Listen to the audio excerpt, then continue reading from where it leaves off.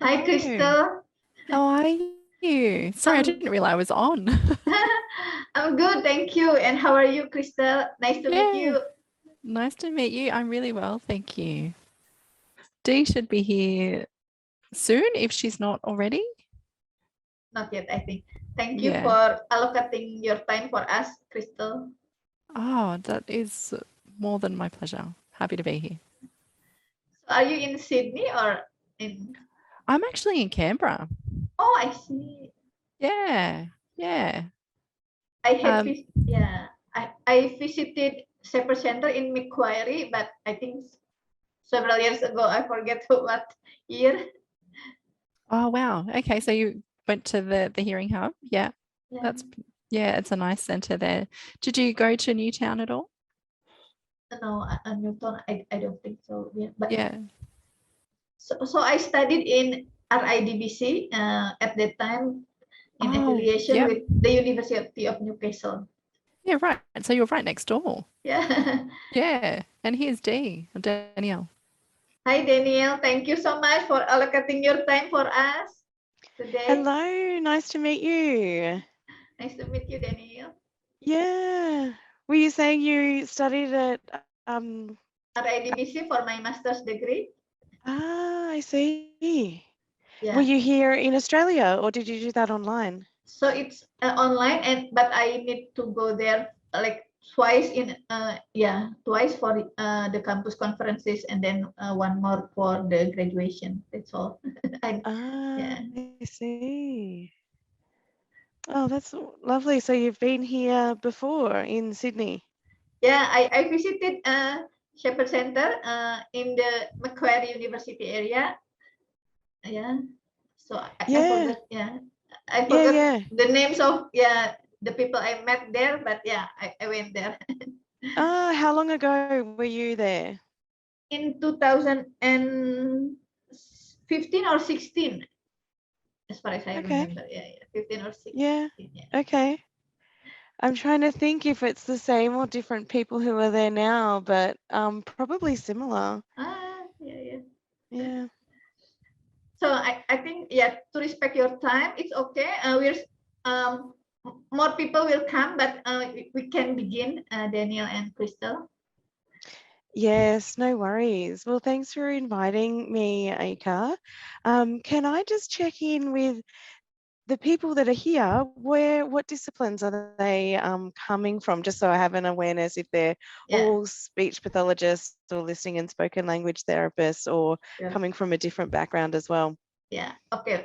I will start with myself. So my master's is in deaf education, and then I am a LSLS too, and then so I'm I do the early intervention, yeah, for children with hearing loss and Yes. their families. And yeah, Bagali, you can introduce yourself if you like. Yeah. Okay. Hello, Danielle, and hello, Krystle. My name is Gali, and I am a bachelor psychology, and then I am a therapist on Rumah Siput Indonesia. And Yeah. She's therapist. early interventionist too. Early intervention. Yeah, perfect. Yep. Mas Abe. Hello, good afternoon, Danielle and Kelly. I am Abe. I am as FPT practitioner Indonesian, and I'm from educational bachelor, bachelor of Education. education. Yes. Yeah. Excellent. Nice to meet you. Yang lain boleh bahasa Indonesia, kalau ingin bahasa Indonesia boleh bahasa Inggris juga, nanti kita terjemahkan. Bu Merta, kalau sama Mbak Dewi, kalau Bu Ayu ingin ya, Bu Ayuwati ingin sharing. So Ayuwati, yeah, I think maybe she cannot turn on the camera, but yeah, Ayuwati is also an AV practitioner. She is working at a school. So I invite colleagues from other centers and schools so they can know also about REDDI and FLI-P. Yeah, so I heard about this in the symposium, Danielle, that you presented. Yes. Great. I'm glad that you were able to come, and it was wee hours of the morning for me. I don't know about you, Ika, but anyway, it was different. Should I get started then? Yeah, sure. Yeah, we got around the screen. Yeah. So HearHub is a digital platform that's for clinicians and therapists to be able to access different tools for listening progress and different courses for learning how to deliver some of the programs that we've been running at the Shepherd Centre for many years. Ika, I just wanted to pause there to see if we're interpreting or if everybody is also English speaking. Yeah, I think I need to translate for that. And excuse me with my English, I have limited English, but I will try my best. Okay, so can you repeat again, Danielle? Sorry. Sure. So HearHub is a digital platform Yeah. with tools and courses for clinicians to use. Yeah. They're based off the Shepherd Centre work that we've done over many years. Jadi HearHub itu adalah sebuah platform digital ya, berisi kursus-kursus juga aplikasi-aplikasi untuk para klinisi ya, untuk membantu mereka memberikan pelayanan yang sebaik-baiknya. And I've been involved in the development of it as well as the use of both of the tools and programs. And Krystle is involved in the administrative and customer support and development of the tools as well. Ya. Jadi Danielle juga itu ya, berperan dalam pengembangan toolsnya ya, atau aplikasi-aplikasi yang ada, lalu kemudian Krystle juga termasuk hubungan masyarakatnya ya tadi ya. So Ika, you reached out for access to using the platform, which is great. We want to make sure you can get into it. So I'll also check that you are able to get to where I'm at and then show you beyond there. So let me share my screen to show you what it looks like once you've logged in. Ya. Jadi tadi ini ya mau ditunjukkan ya seperti apa ketika sudah login dan seperti apa menggunakannya. Okay, so I should be sharing my screen, am I? Yeah, we can see Okay. it. Excellent. So this is the digital product, and you have your tools up here and the courses here, and then the support if you need any assistance and guidance as you go. So to reach out back to the team, that would be Krystle and myself, of any questions, and also there's some frequently asked questions that you can access there too. Jadi di situ ada ini ya, di sini ada, kalau kita sudah login ke sini, lalu kemudian ada kolom profesional, lalu kemudian khusus yang tersedia, lalu ada kalau perlu bantuan, termasuk ada pertanyaan-pertanyaan yang sering ditanyakan, di situ bisa klik yang ini, support hub ini, dan itu isinya juga Danielle dan Krystle nanti ya yang akan merespon. Ika, have you got to this screen yet? That you've been able, yes, perfect. Yes, so you've logged in. All right. So I'm going to click on the professional dashboard. This is where we get to the FLI-P and the REDDI. So the functional listening index for pediatrics. And this is the digital version of it that we'll be showing you today. But we can send you links of what you can download the paper version from the website if you haven't already been using that. Jadi di sini ada ya di dalamnya ya professional dashboard, kita klik nanti, kemudian nanti ada di sini, dan nanti kita bisa temukan juga misalnya yang versi kertasnya ya yang bisa di print. And it also includes the REDDI, which stands for Rapid Evaluation and Documentation of Detection and Imitation. Ya. Jadi good luck. Evaluation and detection and what is the other documentation? Documentation. The I? What is the I? Imitation. Oh, okay. So my auditory memory is not good. Jadi REDDI itu sebetulnya singkatan ya dari evaluasi cepat gitu ya untuk deteksi, dokumentasi, dan imitasi. So for those of you who know the ling sounds, it's a way to record those in a digital way.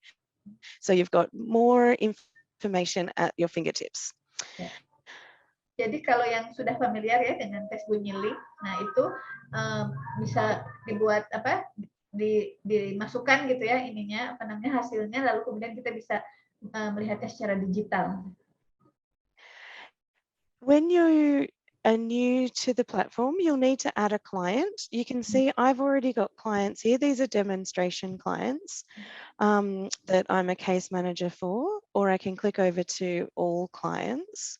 But that will be empty when you first join up because you need to put your own clients in there for data protection and confidentiality. Anything that's in your platform is only for the people who are within your, we call it a business unit, but I would think about that as a clinic. They're the only people that are in my clinic. Ya. Jadi di situ ada ini ya, ada tulisan case manager atau clients, dan di situ kita ini contoh-contoh dulu ya, contoh kasus, tapi nanti kita bisa isi sendiri ketika kita masuk pertama kali akan kosong dulu sebelum kita isi, dan itu nanti datanya memang hanya untuk kliniknya. To add a client, you just click on the button here and then add the details. These things hopefully are self-explanatory. Ya. Jadi ketika kita mau mulai masukkan data klien, kita tadi klik add client ya, terus kemudian di sini nanti ada data-data yang perlu kita masukkan. There is, basically you fill out that and then press submit and it'll go into your people. But I won't do that today. Or should I? Do you think I should, Krystle? No, I don't think you need to. No, I don't need to, do I? No, you work that out. So once the client's in there, in order to go into their flip or their ready or start a new one, you would click the top button here, which is a little person icon.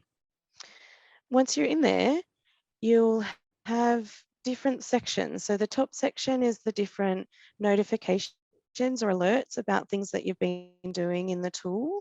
So sometimes that is showing you some of the concerns that might have come up, like inconsistent detection of sounds, or it might be a celebration, for example, a first imitation.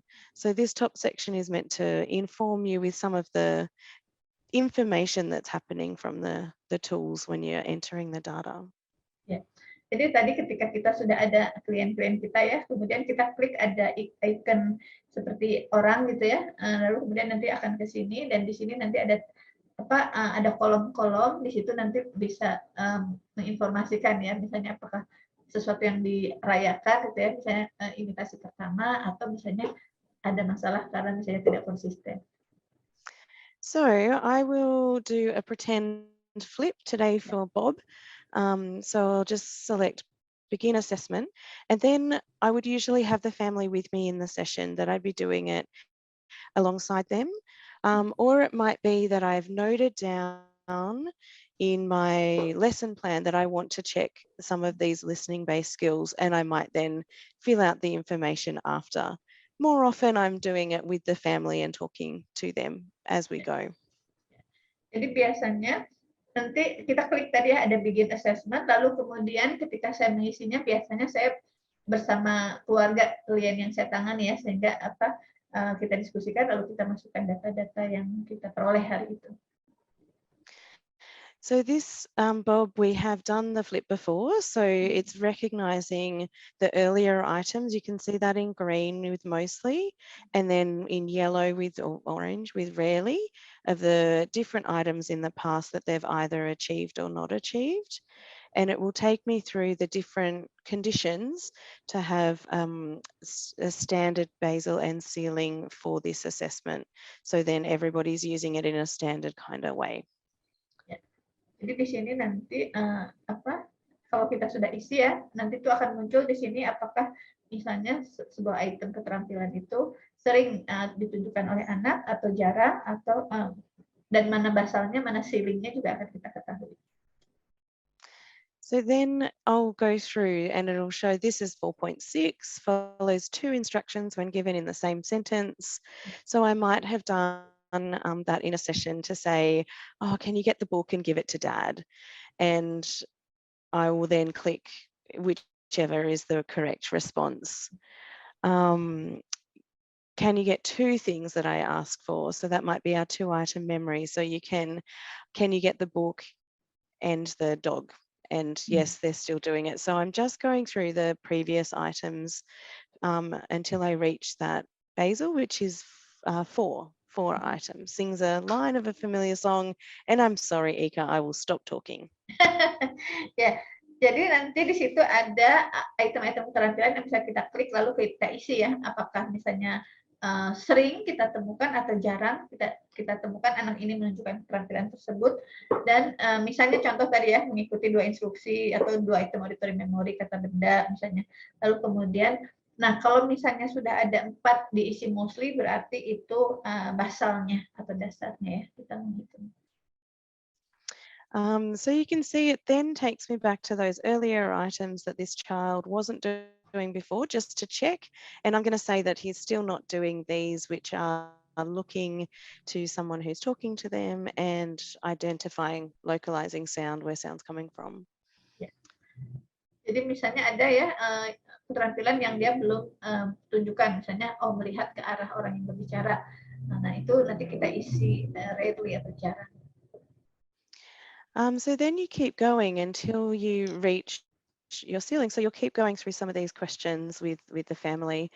So this one we have repeats words and phrases they've heard on TV or a phone. And the parents are telling us that they've now been seeing this, that they love the TV shows and they're starting to imitate some of those words that they've been hearing, and also starting to repeat most of the sounds that we say.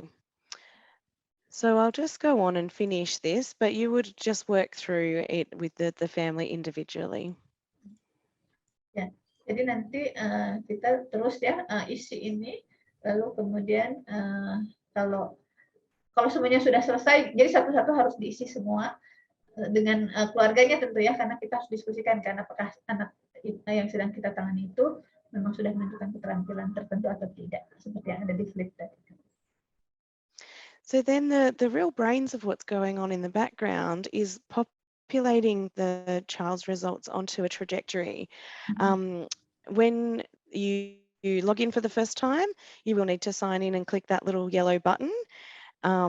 Once you've done that once for a session, you won't need to keep doing it, but you do for the first time, just for your knowledge, Ika, it's normal.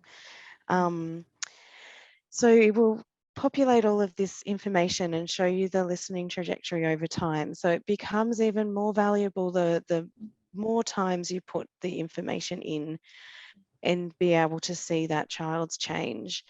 What the graphs here are showing us is these 2 teal lines are the typical development of children without hearing loss that the FLI-P has been done research studies on.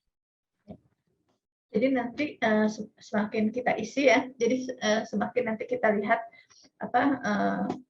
ada grafik gitu di situ yang secara visual bisa kita lihat. Nah, yang ada di dalam titik-titik itu ya kan ada 2 garis titik-titik di dalam kurva itu adalah anak yang tanpa hearing loss, tanpa masalah pendengaran, biasanya di situ norma data umumnya. Tapi kalau nanti isi tadi ya kuesioner atau yang sudah kita diskusikan dengan keluarga itu kita plotkan di situ sehingga nanti secara otomatis ya akan terlihat misalnya nih ada garis biru tua ini adalah menunjukkan grafiknya si anak seiring waktu. And the blue line here is this little person, I think his name's Bob, his listening development over time. And he started, this is about 10 months. No, it tells me it's 10 months. And then we've done a couple of different data points, one at a year, 2 months, another one at 1 year, 7 months, and then 1 year, 10 months, 1 year, 11 months, and then today, which is 2 years and 2 months. So there's a couple of different data points that are plotting and pulling and showing the trajectory between them. Jadi di garis yang biru ini sudah beberapa kali ya dilakukan tadi pengisian flip tadi, lalu kemudian misalnya ya awalnya tuh di usia dia 10 bulan gitu, kemudian dilakukan lagi di 1 tahun 2 bulan, 1 tahun 7 bulan, 1 tahun 10 bulan, lalu kemudian 2 tahun 2 bulan ya hari ini. Nah, sehingga kita lihat ya ada di mana gitu dia saat ini. So we'd use this information alongside all of the other pieces of information about the child and their development and their hearing loss and their use of hearing devices to work out, well, what is happening with this child's hearing. They seem to be moving on an upward trajectory, but it's not quite getting to that typical level that we would hope for and expect. And work out, can we bridge this gap for this child? Are there anything else that we can do to be providing input and support for this child to really get to that level that is the same as their hearing peers? Jadi dari grafik ini kemudian kita jadi melihat ya, misalnya sebetulnya kalau lihat trennya tuh dia naik sebetulnya, meningkat gitu ya si grafik ini. Tapi peningkatannya itu tidak cukup seperti anak lain tanpa masalah pendengaran gitu, sehingga ada lagi yang harus kita tingkatkan. Nah, kita sambil kemudian menginvestigasi dari sini kira-kira apa lagi yang bisa kita maksimalkan gitu, apalagi kira-kira yang sebelumnya mungkin tidak begitu bekerja secara efektif, lalu kemudian kita dengan membantu bisa ke grafik norma tadi ya. So that's very quickly on the flip. To get back to the other tool, the REDDI, I'd click on his name, go back to, or I might even open a new screen, depending on if I want to keep them both there at the same time, to be honest, but just going back there. And then I would start a new tool. So I might stop there and ask and find if you have any questions about the flip that I can either answer now or direct you to different information pieces, and then I can move on to the next parts of the platform. Jadi tadi bisa aja ya kita buka Windows baru lalu kemudian misalnya mengerjakan REDDI-nya gitu, tapi bisa juga tadi kita klik nama Bobnya lalu kemudian kembali ke sini sehingga kita mengerjakan REDDI-nya di sini di Windows yang sama. Nah, tapi sebelum kita bahas tentang REDDI-nya, apakah ada yang ingin ditanyakan tentang flip ya, tentang tadi ya pengisian flip atau apa dari yang lain? Ya boleh ya, nanti boleh bahasa Indonesia, boleh bahasa Inggris, boleh bahasa Indonesia nanti diterjemahkan. Jauh ini apakah ada yang ingin ditanyakan? No, I think no one. Okay, has question yet. Yeah. Yep, perfect. So with the REDDI, again, I'd begin the assessment, and this will show the different sounds that we want to be checking the child has access to. So it's just a snapshot of sounds. Of course, we want the child to have access to the full range of the sounds in their language, but the Ling sounds are just a quick snapshot to work out if the child has that at the different frequency levels of ranges. So we've got 6 sounds that we're going to do, and we'll say and set up their listening condition. So I'm going to set up the condition to be about 2.5 meters away, using both of their hearing devices. We won't have any cues, and we'll use the everyday listening condition, conversational volume. And what I'm doing here is going to record what the child responds to in the session when we present different sounds. So I'm 2.5 meters away and I say, and the child imitates it correctly. I say, ooh, and the child might imitate it incorrectly. Let's say they say, and with I'll say, let's say correct as well. Let's say E is imitated correctly, but let's say sh is not imitated, but they've just detected it. And they haven't incorrectly imitated, they've just shown me that there's a response. I would select detect. And let's say they have imitated S correctly. So then once you've gone through that condition, you would press add. Jadi tadi itu ya, kondisi mendengarnya dulu tadi, apakah misalnya dari jaraknya 2,5 meter misalnya, lalu kemudian apakah dalam kondisi sehari-hari gitu ya, ataukah misalnya apakah ada petunjuk visual atau tidak, itu misalnya di sini tidak. Lalu kemudian volume ketika kita mengucapkan bunyi lingnya, kita beri tanda yang mana. Lalu kemudian bagaimana respon anak, misalnya kalau misalnya dia mengimitasi dengan tuh, misalnya kalau ternyata dia mengimitasi tapi bukan, misalnya bukan tapi bunyi yang lain. Lalu misalnya A-nya oke diimitasi, lalu itu sepertinya dia tidak mengimitasi tapi dia hanya mendeteksi dan seterusnya. Oke. That was testing your memory. So let's say with those sounds that they didn't imitate in that condition, I might give them an auditory cue to see if they actually did imitate it correctly. And I will go on and say yes for all of them. Let's say that. There were just the two, and then we just add those. Jadi misalnya ada bunyi yang ternyata karena tadi ya tanpa petunjuk visual itu belum bisa, hanya kita berikan petunjuk visual dan kita lihat apakah bisanya menjadi betul atau tetap tidak gitu ya. And then you just go ahead and finish the session. You can use as many rounds and as many repetitions as you have. Some children, you might do lots of different types of conditions, closer, providing visual, and you're doing 6 different repetitions of this sound to see what the child is accessing, which you can do all in the same session. Jadi kita bisa masukkan data bunyi ling itu ya setiap kita melakukan tes ini dengan anak. Jadi kita record ya semuanya seperti tadi. Nah lalu kemudian kita bisa lihat dari sini ya secara visual gitu bagaimana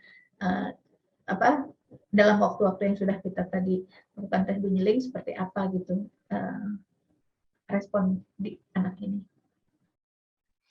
So then it will show us the child's responses, and we use this traffic light system to show the child's responses. And you'll see that this is showing us over time. So for this child, it was since 2021, and we're seeing those responses to the ling sounds over time. And you can tell from a quick snapshot that something was happening with his listening here. Listening, I say, is most likely, could be other things like behavior. So you'd want to drill down into what is happening in all of this period of time for this child. This is a demonstration client, so it's probably what I decided on the day, like I've done today. But perhaps he had middle ear pathology or something like that going on in the middle of the year, and then it's becoming clearer. There's a few different reasons why this could be the case, but certainly it's a guide to help you navigate those and navigate the changes. Jadi di sini ada ini ya warna yang seperti lampu lalu lintas ya. Jadi mulai dari merah itu berarti ada problem gitu ya, sampai hijau itu adalah lancar gitu. Nah optimal. Jadi di sini misalnya tadi ini kan ini ya kasus pura-pura ya, ini kasus contoh gitu. Dari kita isikan bunyi lingnya. Nah misalnya biasanya hijau terus tiba-tiba menjadi kuning atau menjadi merah, bahkan itu ada yang harus kita investigasi kira-kira kenapa dia seperti itu gitu ya. Misalnya contohnya bisa aja karena dia di telinga tengahnya ada cairan misalnya sehingga dia tidak optimal mendengarnya dan semacamnya.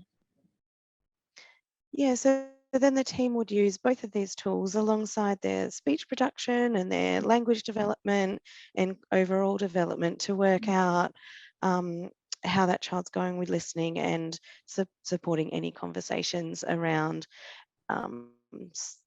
bettering their access to sound.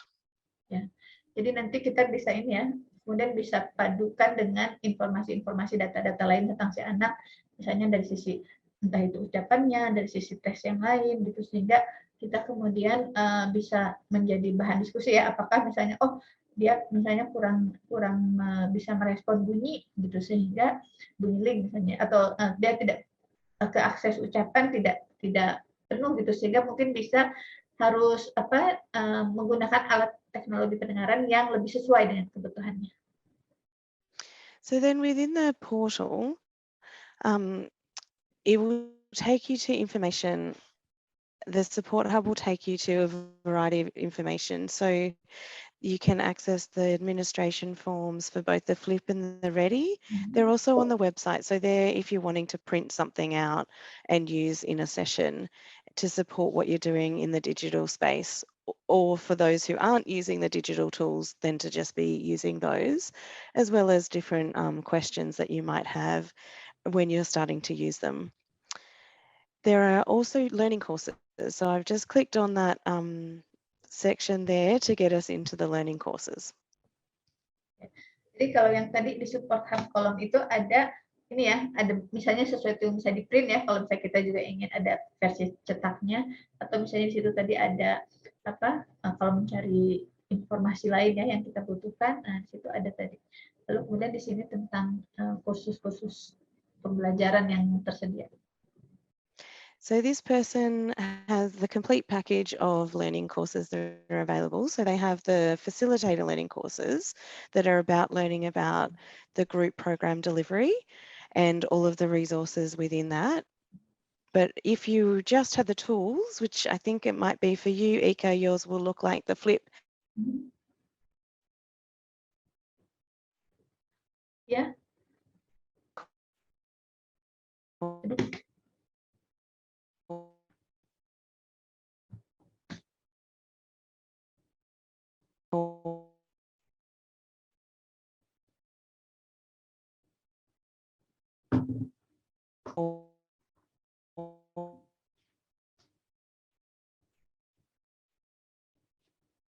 The digital course and oh, we lost. Sorry. No, you've just changed. You moved position. Ya. Mereka masih di mute, nggak kedengeran. Oke. Yeah, sorry, my Wi-Fi. I have trouble with my Wi-Fi internet connection. Can you repeat the last part? Yes, so the learning courses in as part of the subscription are about 30 minutes of learning connected to how to use the digital tools and do brief background of both of the tools. But there are learning courses, professional development courses that are more extensive in each of them outside of the subscription. Kalau tadi kita klik bagian ini ya, kursus tadi, itu di sana ada kursus-kursus yang tersedia, tapi juga ada kursus yang khusus tentang REDDI dan FLI-P-nya ya, untuk misalnya memberikan arahan atau informasi lebih lanjut tentang misalnya manfaatnya dan yang lainnya. So now I'm just clicking through so you can have a bit of an idea of the type of learning that you could do within the subscription, the progress tools. And I'll scroll through there. There's some different demonstration videos as well to support your learning. So that is very briefly, let me go back to this page and flick through the REDDI learning course as well while we're on tools.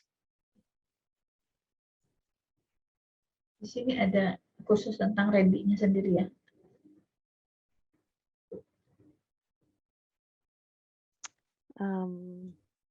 Yep. So we'll just flick through these a little bit so you can get a bit of an idea. So can I have a question, Danielle? Yes, go ahead. So is it like appropriate for a clinic or a therapist, or also can be used by parents, do you think? A good question. So HearHub's been designed so far for professionals to use with parents, not direct to the parents per se. We do have intentions and plans to have a parent portal, of one for a better word, for parents to have access to the information or even be able to enter some data. But this is right now for professionals.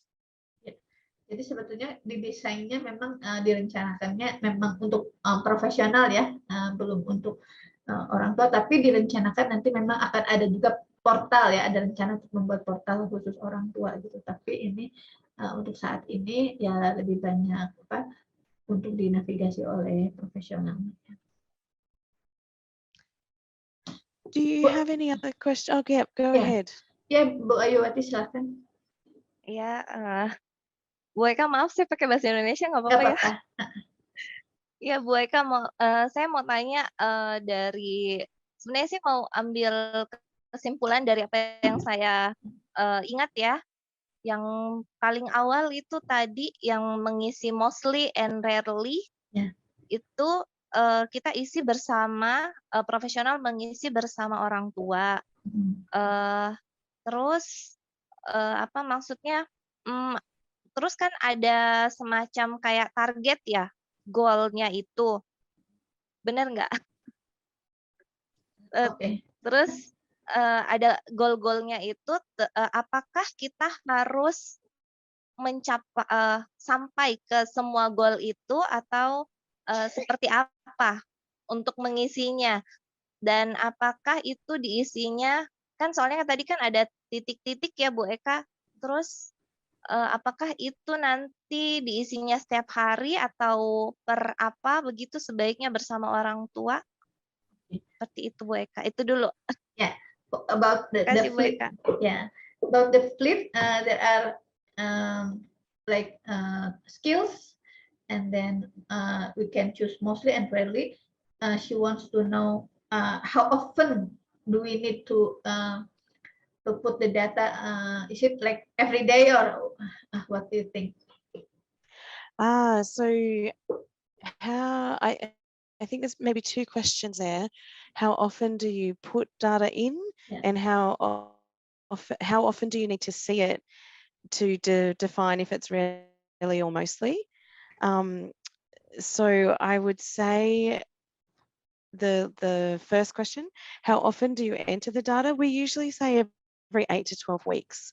So because listening for the flip, listening-based skills do take time, and you want to allow that child's brain to be developing those skills over time. For some children who are newly implanted with new devices or new to hearing aids, then we might do it more often to see their development, because their development is changing more frequently. So that's the answer to the data entry side. And in terms of, oh, sorry, you can answer that first, and then I'll answer another part of the rarely mostly question. Jadi kan Bu Ayu itu kan semacam assessment gitu ya, itu ya. Jadi flip itu. Lalu kemudian di situ, karena untuk keterampilan itu nanti akan ada, maksudnya ada peningkatan lagi, itu kan biasanya perlu waktu ya, gitu, tidak sangat cepat.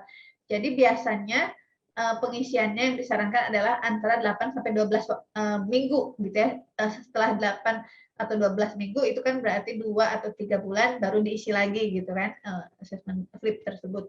Nah, kecuali kalau misalnya anaknya itu baru diimplan misalnya ya, betul-betul baru menggunakan teknologi pendengaran, itu bisa jadi kita lebih sering, lebih kerap lagi mengisinya, karena kan biasanya lebih cepat ya, peningkatan keterampilannya dari awal pakai beberapa waktu di awal. Nah, tapi kesananya disarankan 8 sampai 12 minggu. Sudah cukup jelas Bu Ayu tentang hal itu? Iya Bu Eka, cuma kan maksudnya kalau misalnya yang pengguna hearing aid gitu loh, ya waktu anak kan untuk menentukan bahwa dia adalah kandidat implan gitu, bagaimana dari flipnya ini? Yeah, so if like her case is, for example, a child with hearing aid, and like until when does she need to wait to decide that the child is a candidate for implantation, for example, for their implant, like for her to entry the data in flip, and then how long does she need to counsel the parents that it's the time for cochlear implantation, for example, candidacy? Good question. And I think it depends on all of the parameters around that child's listening. So if hearing aids have only just been provided and the child's getting used to listening, then you do need to allow the brain time to learn to listen to that signal. And so you would be monitoring both with the FLI-P and the REDDI together to look for changes, as well as going back to the hearing aid, the fitting hearing aid audiologist, to make sure that that hearing aid or aids are optimized. And if they are sure that they're optimized, there's nothing more they can do, and the brain has had those couple of months to learn to listen, then you would be able to use the FLI-P and the REDDI information to guide those discussions. If the child has an aidable hearing loss, if the child doesn't have an aidable hearing loss where it's severe to profound and they're unable to access and the brain can't learn to listen to those sounds, then you don't need to wait for that time for the brain to listen. Because if they have a profound or total loss, of course, that is not part of the equation, because their brains just aren't able to integrate the signal. But if it is aidable, then that's when you are looking into these functional listening tests and checks really closely. So can I confirm that answer? So if it's like severe to profound hearing loss, does the child do not need to wear hearing aid first before going to cochlear implantation? Is that what you meant? In Australia, that would be the case. We would have a criteria that would suggest that cochlear implant is the most likely scenario to get the best access to sound. Oke. Jadi Bu Ayu, kalau misalnya tadi ya, kalau misalnya anaknya tuh ringan sampai menengah gitu ya Bu Ayu ya, bukan berat sekali, bukan severe profound. Kalau mild atau misalnya moderate gitu, itu kalau misalnya dia pakai ABD itu memang diberi waktu dulu ya, misalnya beberapa bulan untuk melihat, karena kan masih adaptasi ya, sel-sel otaknya masih membuat koneksi dan seterusnya. Jadi diberi waktu dulu sampai beberapa bulan sebelum kita lihat lagi misalnya, oh ternyata setelah pakai ABD kok misalnya beberapa bulan masih di bawah dua garis tadi gitu ya, berarti kan artinya belum sesuai seperti yang diharapkan, sehingga itu bisa kemudian balik lagi dulu ke audiologis, lalu kemudian tanya dulu apakah si alat bantu dengarnya ini bisa dioptimalkan. Kalau saya kata dokternya nggak bisa dioptimalkan, udah semuanya udah kita lakukan gitu ya, udah seoptimal mungkin penyetingannya dan semacamnya, sehingga kalau misalnya itu ringan hingga sedang gitu ya, menengah, dan kemudian ternyata masih di bawah perkembangan yang seharusnya gitu ya, yang seperti tadi di grafik tadi, itu lalu kemudian bisa menjadi diskusi kandidasi implan. Tapi kalau misalnya di Australia ini misalnya dia memang severe to profound, itu biasanya sih memang langsung implan, tidak pakai alat bantu dengar dulu. Kalau di sana seperti itu. Oke, Bu. Yes. Terima kasih, Bu. Thank you, Danielle. You're welcome. So I can briefly touch on the facilitator courses. So this one here is called Listening Foundations. And the idea of this is to provide professionals with learning materials to deliver a group program with children in your own context. Dee, the ECA doesn't have access to the Listening Foundations group. Of course. Tools only. I thought I'd just do it very briefly for awareness. And then I don't think you answered the other part of the question as well, which was how often do you need to see the skill to markers mostly? Thank you. Yeah. Yes. So you can think about it as yes or no, in that they're two extremes, but because children don't do anything all of the time or none of the time, or sometimes it is none of the time, they're not extreme. So you need to consider, is this child doing it this majority of the time that I've seen the child, or the majority of the time that the family is talking to me about their skills? Or really, are they really not sure? They're we don't really know. We might have seen it once, maybe twice, but it's not a skill that they've mastered. So that's the mostly or rarely. So you can sort of consider it like yes or no, knowing that a child is developing skills and won't do everything all the time or none of the time. Ya, itu bisa kita lihat seperti jawaban iya atau tidak gitu ya. Kalau misalnya mostly itu misalnya ya apa sering ditunjukkan ya oleh anaknya, berarti iya dia menunjukkan keterampilan tersebut. Tapi kalau misalnya ragu-ragu gitu ya, mungkin sekali itu ya bisa kita bilang ya rarely gitu ya pilihnya. So one question from me, Danielle, because we are filling the data with the parents, right? Sometimes parents exaggerate what the child can do, but we have like different opinion like on that skill. What do you usually do? Yes, good question. What we've said for the REDDI is that the professional needs to see the REDDI happen. So if that's a telehealth session, you're observing it with the family and child doing it. In session, it might be the parent doing it, but you're observing. So that's what we've said for the REDDI. For the FLI-P, it's not as necessary to see the skill, but it is, and this is why it is a professional portal right now, that you will know your families best in how they're reporting. So if you've got an idea that you haven't seen it and that the parents overinflating, then you would talk to the family about, that we won't mark this off today. I would like to see this more often in sessions upcoming, or could you take a video for it and show me in the next session? So I would answer it in that kind of way. I would mark it as rarely, but say, I hear you, but we want to see more of it. For those families that are very good reporters and the child's very quiet in sessions and you're not seeing anything, but you know that it's because of the context of the child coming into a clinic, and you've seen them either through video or at their daycare or another scenario, but you know they're good reporters, then I would document that as mostly. But that's probably more, because you do want to be definitely listening to families. And sometimes our sessions, especially over COVID, we weren't seeing the child maybe as much in different settings as we had been used to. So that's my answer to that. A little bit challenging conversation to say, I hear you, but let's see this a little bit more often.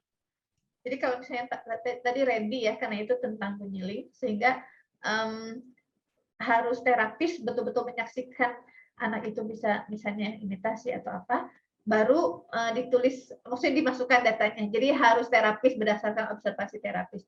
Tapi kalau FLI-P tidak selalu harus terapis yang melihat ya, boleh juga orang tua ya, misalnya berdasarkan orang tua misalnya pernah melihat keterampilan itu atau tidak. Nah itu pun misalnya kalau kita misalnya ada orang tua kan yang sepertinya kayak melebih-lebihkan kemampuan anaknya gitu, dan kita yakin kayaknya ini anaknya belum seperti yang dia laporkan deh gitu ya. Nah itu bisa aja kita misalnya kayak menunjukkan bahwa kita mendengar gitu ya opininya dia, tapi juga sepertinya ini ya masih tidak begitu tampak misalnya, atau jadi hari ini mungkin kita masih isi rarely dulu gitu ya, tapi nanti kalau misalnya keterampilan tersebut lebih tampak misalnya, atau misalnya ibu ketika melihat keterampilan itu boleh di video di rumah sehingga kita bisa isi ke mostly misalnya. Lalu tapi ada juga orang tua yang bisa kita andalkan ya gitu, apa yang dia sebutkan biasanya bisa kita percaya gitu. Nah kalau orang tua yang seperti itu meskipun misalnya tidak kita lihat tapi kita yakin ya anaknya juga bisa, itu bisa kita isi gitu ya sesuai dengan yang diinfokan oleh mereka. One of the things that might be useful in your context to know is that these tools are English-based, but because they're listening, they're not language-based. So you can interpret them to the language that the family is using and be able to mark off whether they're doing that skill through listening. regardless of language. So in my context, we have many families that speak many languages, but we're marking the flip in their primary language. Ya. Jadi di situ karena kan berbahasa Inggris ya flip-nya ini, sementara kan banyak orang tua yang mungkin juga tidak menggunakan bahasa Inggris, jadi tidak apa-apa mereka menggunakan bahasa mereka sendiri, tapi kita bisa tahu ya keterampilan tersebut ditunjukkan oleh anak ini ataupun tidak, walaupun bahasanya berbeda, jadi kita bisa. I think there is a question from Yeah, Dina. I thought there was a hand. Mbak Dina, silakan. Kak, saya pakai bahasa Indonesia boleh? Ya. Yang tadi yang di REDDI kan untuk listening sound, itu apakah boleh diulangi atau hanya satu kali pengucapan aja?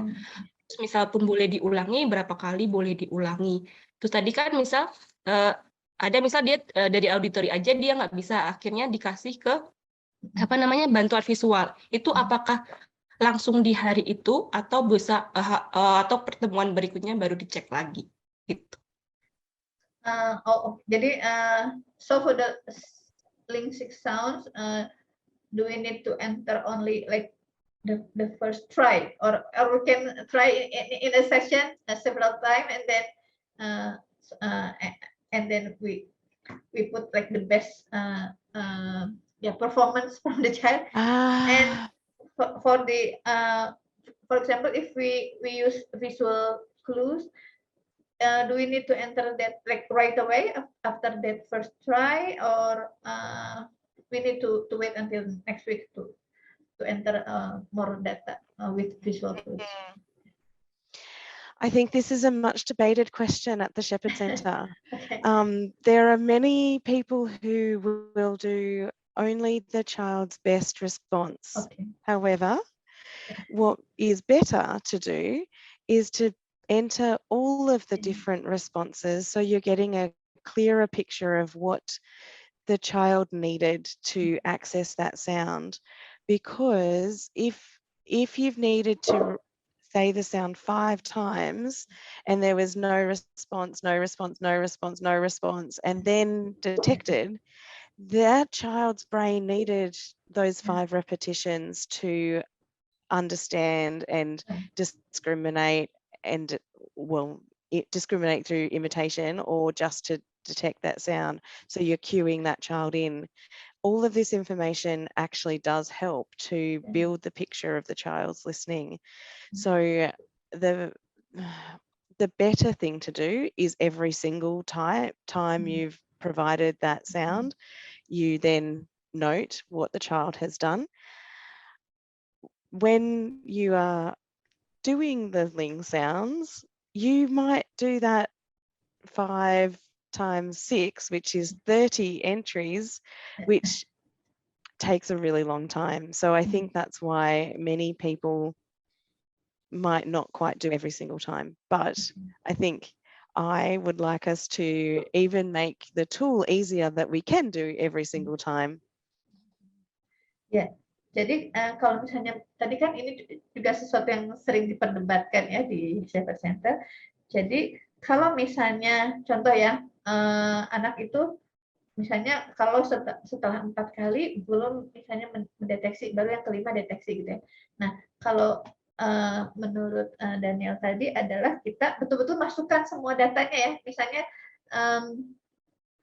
yang pertama dia misalnya tidak mendeteksi. Nah, soalnya gini, kan ada juga sih yang memilih, misalnya ada terapis yang memilih hanya yang terbaik gitu ya, performa terbaik yang dimasukkan.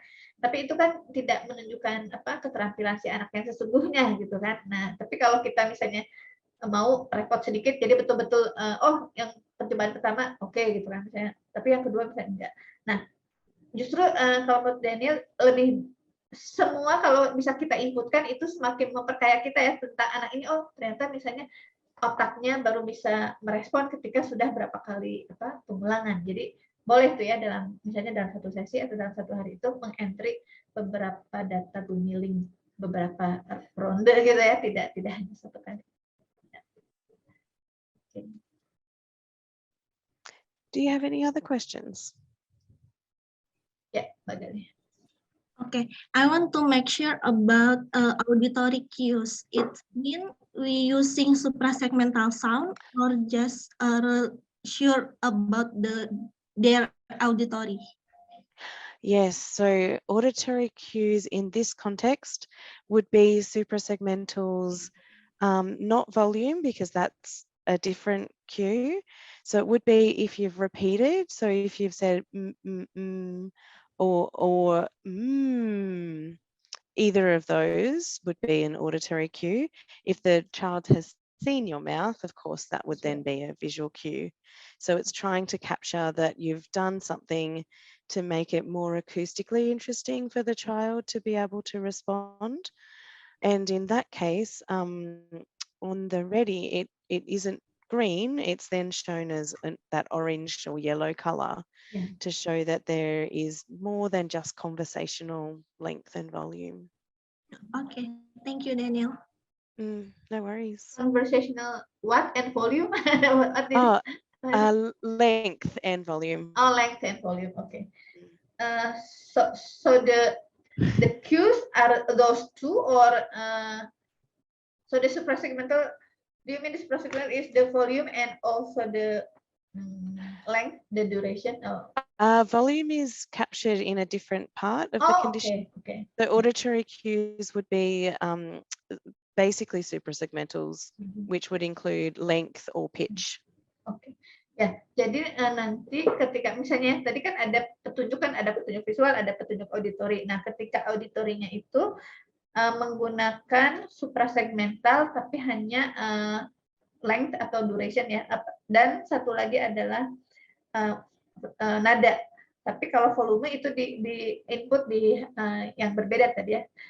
I think I saw two volume choices. So how can we measure the volume? Yes, two choices for volume. There was conversation and loud. We recommend you using a sound level meter, either if you have one in clinic or using a smartphone app to monitor what your sound would be, so you have an idea of how loud you are. So the everyday volume will be less than 55 decibels, and the loud will be louder than that. You don't need to use the sound level meter every time, but it's to get an idea of your volume in your natural speaking voice to make sure you're not naturally presenting them like loud. Because sometimes you might have learnt to do it loud, but that's not what we want to check. We want to check the child's access to sounds in a conversational volume. So the free app like sound meter, is it like reliable? Do you think like the measurement that it's sometimes I don't know if it is accurate. Do you think it's like quite accurate, the free application like sound meter? Oh, are the smartphone applications accurate? Is that the question? Yeah, like sound meter. No. That's why, because I have tried in my conversational volume and it says 90 or 80. I don't think so. Oh. Yeah. Did you have other noise? The ones that I've used are not accurate like ones that we would have at the clinic, but they're not too bad as a general check. What is the application? Decibel X, or I think because some of them are free and some of them need to be paid. Yeah, I don't pay for it. Okay. I am just checking what I've got on my phone. I think this one.